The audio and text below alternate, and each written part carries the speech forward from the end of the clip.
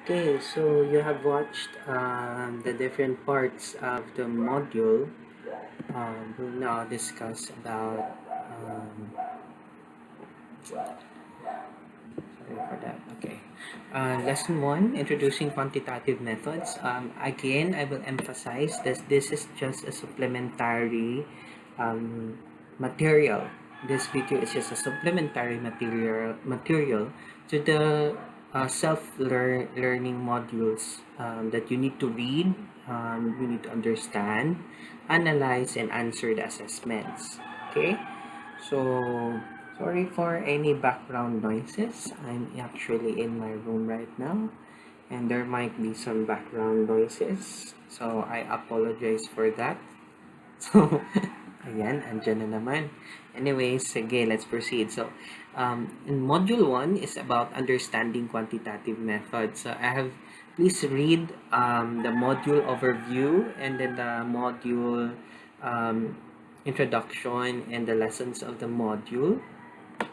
So, please read it on the module which is posted in LMS. So, ako ang gina-expect ha, akong Bisayaon para masabtan. Ako ang gina-expect nga inyuhang basahon after ani nga video ang module na ako ang i-post sa ano um, sa LMS. Okay? So, Module 1 is Understanding Quantitative Methods. There are 3 lessons for this, and our first lesson is Introducing Quantitative Methods. So, again, please read the introduction and the learning outcomes for Lesson 1 in the module, okay, in the course pack. Alright. Also, after reading the introduction and the learning outcomes, answer the activity and analysis part of the lesson before proceeding to the abstraction.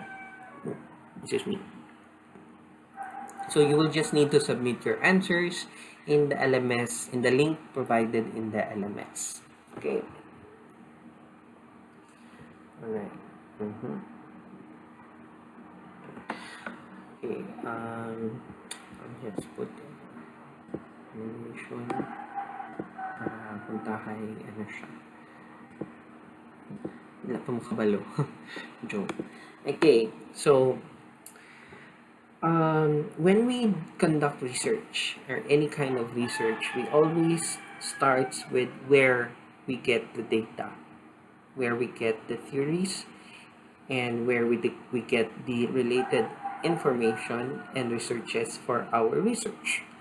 Okay, so asa man jud gikan ang knowledge, or where can we get knowledge for our scientific inquiry and for our research that we will conduct. Okay, so this icon, siya, this one, so heart shape siya, no, and siya sa brain area sa atong body. Okay, kasi nakabutang dira sa brain area. Natay mga sports, music, math, arts, academics, and other things. Okay? So, one source of knowledge is the experience. Okay? Andun sa module ha, experience. So, this icon here represents experience. According pa kay Albert Einstein, the only source of knowledge is, or the main source of knowledge is through experience. Okay? Di ba kay kanang makabalo kang mali day mong gibuhat kay na experience man nimo. Di ba? So, or you can know that choosing the right person from you is through your decision of choosing the right person that you will love is through experience, di ba? Siguro on your previous relationship, naka-experience ka so much pain, and then gamiton mo nga experience to choose the best person that you will love. Ba? Charot. Okay, so So the quote na the only source of knowledge is experience is from Albert Einstein. So basically, it is derived from the actual quote na gisulti ni Albert Einstein. So I will read ha. Pure logical thinking.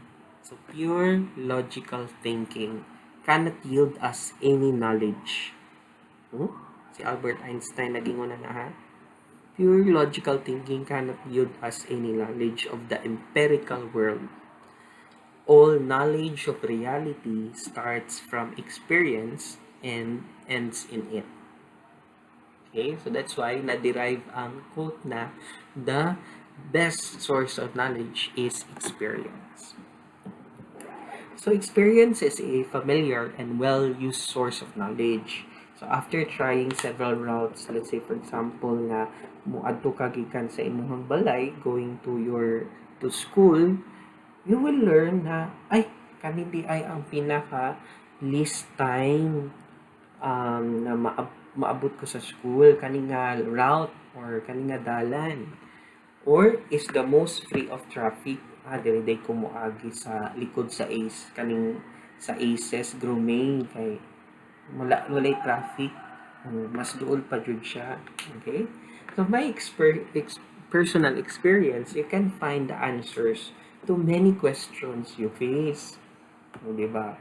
Ngano gibulagan mo ko niya? Uy. Unsa may mali wala sa ako ang naa sa iyaha. So through experience, you might answer those questions. Okay? So much wisdom passed from generation to generation gikan sa imong kalululuhan hantod sa imuhang mga kaapuhan is the result of the experience. Okay? If people were not able to profit from experience, progress would be severely retarded. Dugay kay ang progress kung wala experience. In fact, this ability to learn from experience is a prime characteristics of an intelligent human behavior. Okay? Because of experience, you gain knowledge. Because of gaining knowledge from experience, you will exhibit what we call as wisdom. Okay? So, muna siya ang one source of knowledge, which is experience. Unsa naman po ni ang next? So, this next icon, what do you think this represents? Okay? So, the other source of knowledge is the authority. Authority. Okay? Authority. For things difficult or for things na mga lisod, na masabtan, or impossible to know by personal experience, or wala pa kay experience. So, people, kamo, ako, we frequently turn to who is higher authority to us in order to seek knowledge or to seek answers from your questions. Okay? Diba? Kay kanang bulagan ta sa atong mga uyab, ang una natong adtuon usually atong mga friends. Pero di man sila authority jud, no? Okay, so that's just one example lang. Okay? Or like nagkasakit ka. Okay? Nagkalentura ka. Okay, giubo ka. We usually tend to ask those who are in authority or has the adequate knowledge for your answers. So, kung nagsakit ka, so anto ka sa isa ka physician or doctor or any medical expert, or usually mga atong parents or atong lola-lolo kay mas daghan man sila mga experience o knowledge kung unsa ang pagtambal sa kani nga sakit. Okay?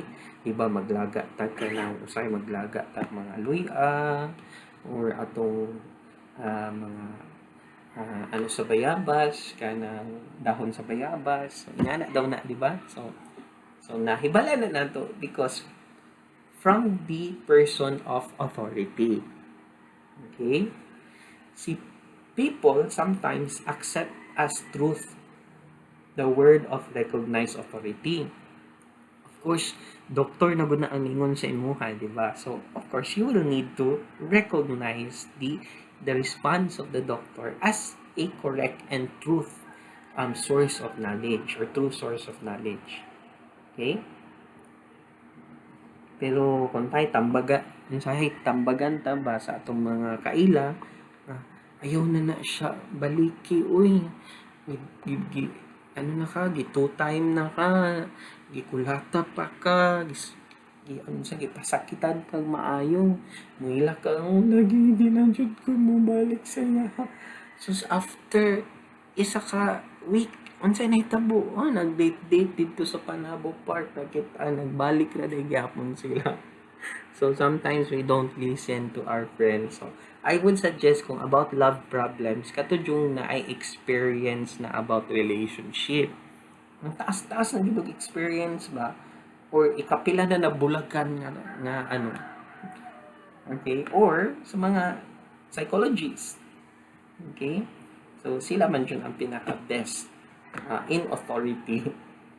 Okay, sometimes kung ikapila na kagibulagan pero balik-balikon man gihapon nimo imuhang mga habit, no, ma-in love man gihapon ta. Pero joke lang na siya. Anyways, so the other source of knowledge is by those who are in authority. Okay, so you try to read our discussion in further discussion na naa sa atong course pack. Okay, in module 1. The other source of knowledge is what we call as deductive reasoning. What's meaning deductive reasoning, sir? So, it is a thinking process. So, thinking process in which one proceeds from general, so natay general, to specific knowledge through logical argument. Okay?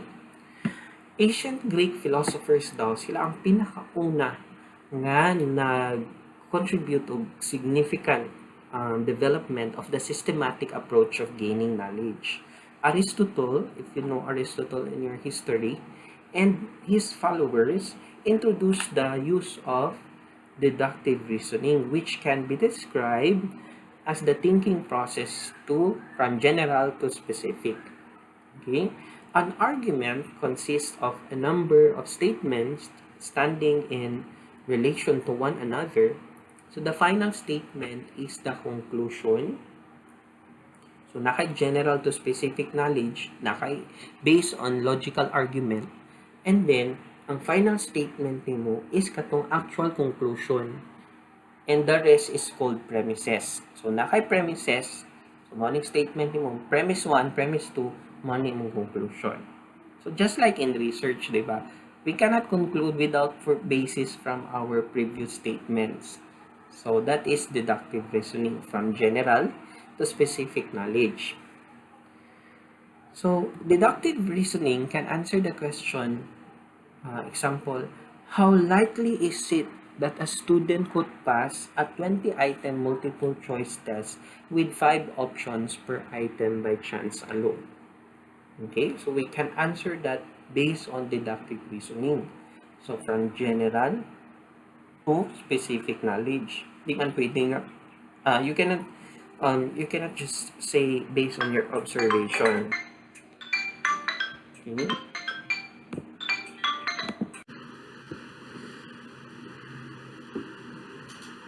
Okay, the next source of knowledge is what we call as inductive reasoning.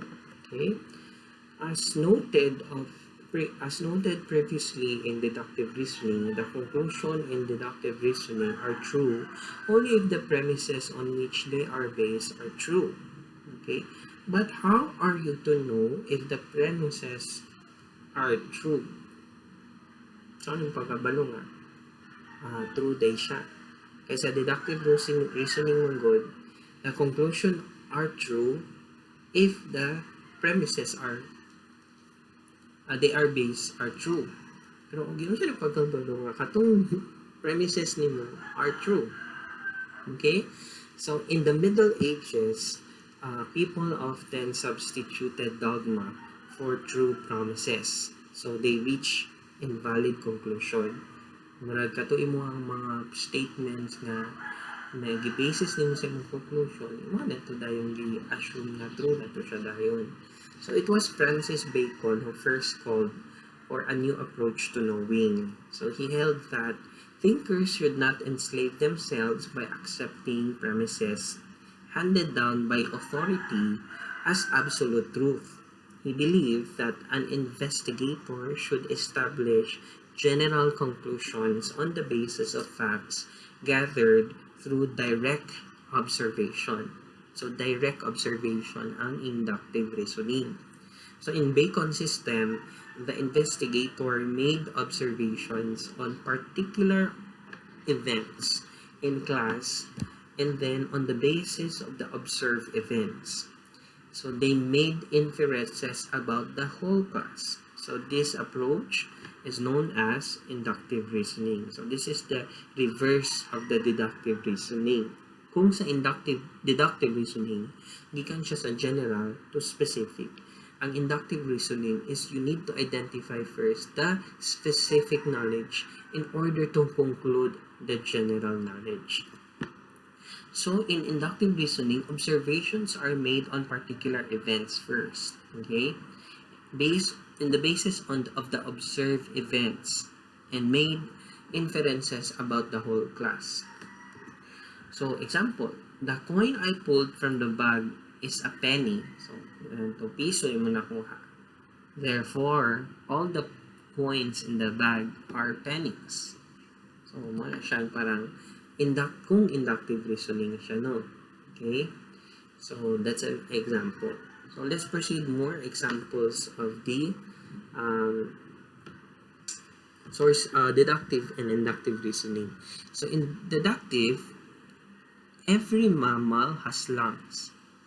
All rabbits are mammals. Therefore, every rabbit has lungs. So, kanimuhang do ka statement in deductive reasoning, these are the premises. Every mammal has lungs and all rabbits are mammals. Okay, and then your conclusion, therefore every rabbit has lungs. So in inductive reasoning, this is based on observation. Okay, take note ha, based on observation. Ang deductive reasoning based on general knowledge. Inductive reasoning based on observation and investigation. So in inductive reasoning, every rabbit that has been observed has lungs. Therefore, every rabbit has lungs. Note that in deductive reasoning, you must know the premises first before you can reach a conclusion. So, kaning mga premises, based ni siya sa mga general knowledge, based on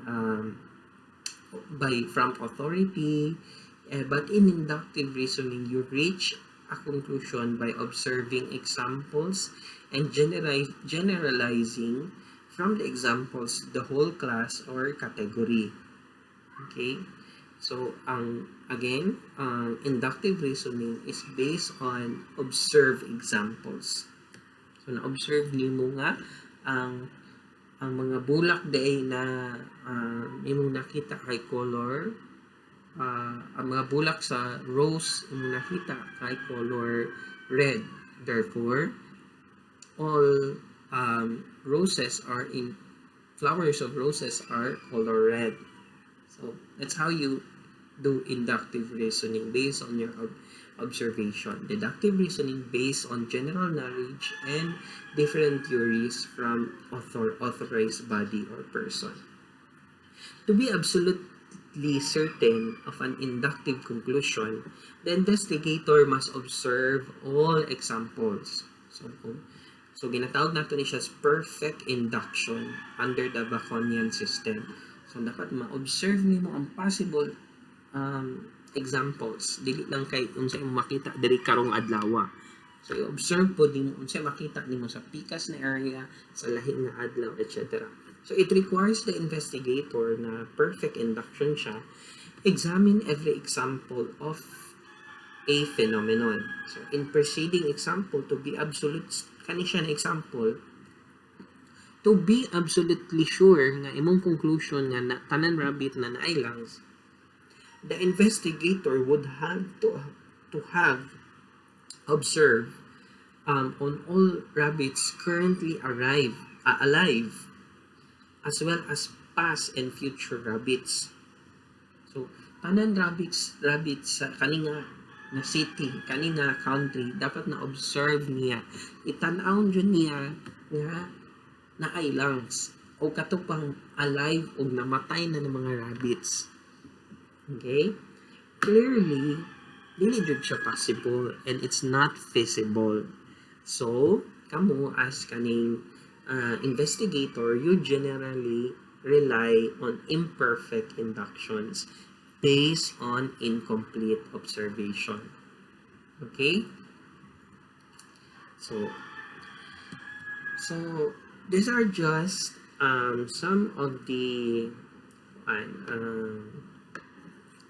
simple activity lang. Okay, kung deductive ba ni siya or inductive na approach. Okay, you just need to identify. Okay, number 1. Every time you eat peanuts, you start to cough. Therefore, you are allergic to peanuts. So, deductive or inductive?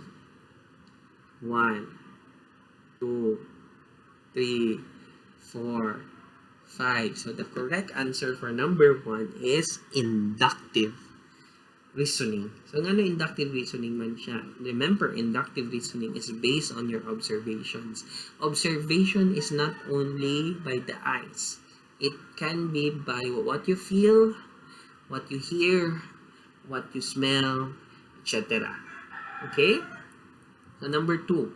It's dangerous to drive on icy streets. The streets are icy now, so it would be dangerous to drive. Okay. 1, 2, 3, 4, 5. What is your answer? The correct answer for number 2 is deductive reasoning. So, ngano deductive man siya? Yung premises is it's dangerous to drive on icy streets. So, premise man na siya, dili man na siya based on your observation. Dili po ni observation na the streets are icy now. Wala man siya niingon na, ay, nakitaan niya nga icy ang mga streets. Wala man siya ni-mention, ana. So, that means it is a premise. It is an assumption. Okay? Or a premise, rather. So, these two statements, premise siya. So, naka-arrive siya conclusion na dangerous due to drive this time. Okay? So, it is a deductive reasoning. Okay, next. Jennifer always leaves for school at 7 a.m. Jennifer is always on time. Jennifer assumes then that if she leaves at 7 a.m. for school today, therefore she will be on time. Okay, so deductive or inductive? 1, 2, 3, 4, 5. Okay, the correct answer of number 3 is inductive reasoning. So, amo na bala mag-justify nga naman siya inductive reasoning. Okay? Number 4, Bob is showing a big diamond to his friend Larry. Bob has told Larry that he is planning to marry Joanne. Bob must be surprising Joanne with the diamond ring tonight. So, what is your answer? 1, 2, 3, 4, 5. So the correct answer is inductive reasoning.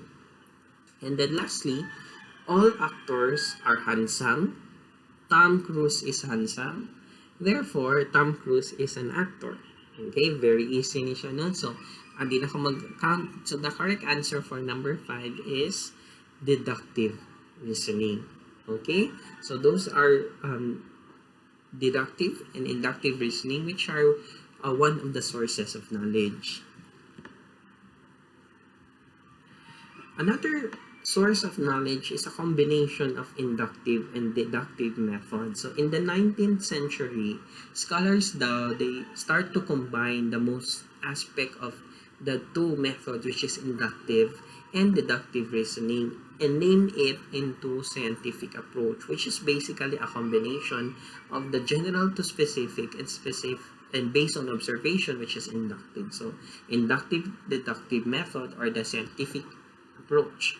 So this approach differs from inductive reasoning in that it uses hypotheses. So may mga assumptions. By definition, a hypothesis is a statement describing relationships among variables that is tentatively assumed to be true. So, all, for example, a researcher interested daw in increasing student on task behavior. So he might hypothesize that positive teacher feedback increases on task behavior. So sabon ako ha. So a researcher interested in increasing student on task behavior, and he might hypothesize that positive feedback increases on task behavior. So all hypothesis indicates scientific phenomena to be observed, which is the variables. In this case, positive teacher feedback and on task behavior. Okay, so research approaches. In research, there are, when we conduct research, there are two main approach, which is qualitative and quantitative approach. So basically, qualitative approach is you want to discover ideas and general research objects. Okay? Ang approach niya is through observation, through interpretation, and through unstructured free, the collection is through unstructured free form. Okay? And then research is intimately involved. Researcher is intimately involved, and results are subjective in qualitative approach. And ang sample of the data is very small sample, and they are often from the natural setting of the environment of the research. So in quantitative research, ang common purpose niya is to test this hypothesis based on scientific approach. Okay? Mga research questions based on scientific inquiry. Ang approach ng quantitative research is through measure and testing. And then, data collection ng quantitative research is through structured responses ka ng mga survey questionnaires nga na ay yes or no, or na ay mga options, or na ay 1, 2, 3, 4, 5. We call that as Likert scale, a 5-point Likert scale. And then, research independence. Researcher doesn't need to really be involved as observer. Hindi siya kailangan mag-observe. He or she just needs responses from those questions na iyang ginapangutana from the data collection. And results are objective. And then, sa quantitative approach research, dapat large samples na in order to produce a conclusion. Okay? And then results will also vary from other situations. Alright. Or apply to other situations rather. So, kumbaga, ang qualitative research is for a parang quality. Okay? Dili siya kailangan of numeric data. Kailangan niya observation data or data based from observations. Okay? Sa quantitative approach, sa word pa lang na quantitative, it needs numeric data. Okay? And then it needs to test the assumptions, which are the hypotheses, in order to answer the specific questions through analyzing the numeric data from the structured research instruments. So I want you to read in the module for more research comparisons of qualitative and quantitative approach.